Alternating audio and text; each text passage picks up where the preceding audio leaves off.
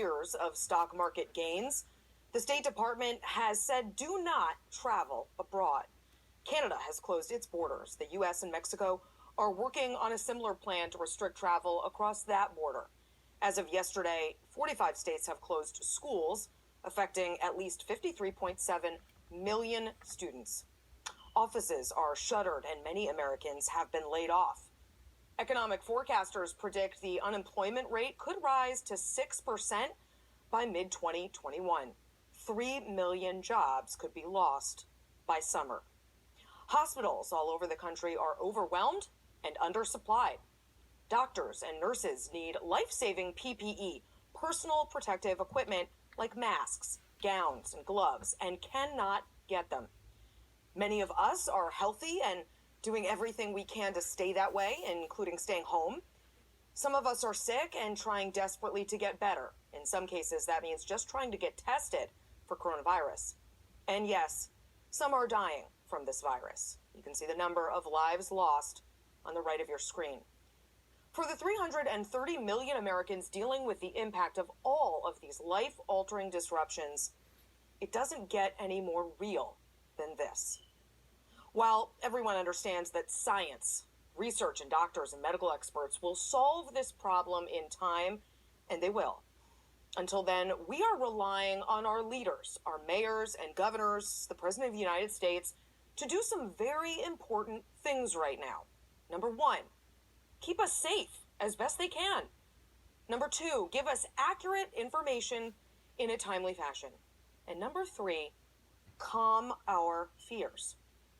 Governor Cuomo in New York, Governor Newsom in California, Governor DeWine in Ohio, my governor in Connecticut, Ned Lamont, and hopefully your governor, wherever you live, have taken to regular press briefings that have been informative, serious, and sometimes even reassuring. We are thankful for them, and we'll be talking later in the show about statewide responses to this crisis. But at the federal level, I hate to say, our leadership is missing the mark. In seeing this coming, in deploying resources, in quickly using the levers it has, in giving us accurate information, the federal response has been lacking. And the president, whether he agrees or not, is responsible for that. From first insisting that coronavirus was Democrats' new hoax, to saying the virus would miraculously go away, to flipping to this was a pandemic and he always knew that, to blaming the Chinese and Obama, even the media, for his own failures, to contradicting his own experts and spouting misinformation, President Trump is failing the biggest test of his or any presidency. This was the president yesterday when he was given the opportunity to do the most basic thing he can, which is reassure Americans in a time of crisis. What do you say to Americans who are watching you right now who are scared?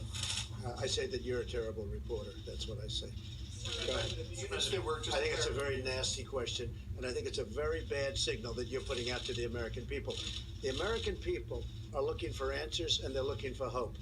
And you're doing sensationalism, and the same with NBC and Comcast. I don't call it Comcast. I call it Comcast. Let me just for whom you work. Let me just tell you something. That's really bad reporting. And you ought to get back to reporting instead of sensationalism. Let's see if it works. It might and it might not. I happen to feel good about it, but who knows? I've been right a lot. Also yesterday, what is becoming dangerously typical of Trump right now, oversimplifying and overselling the truth.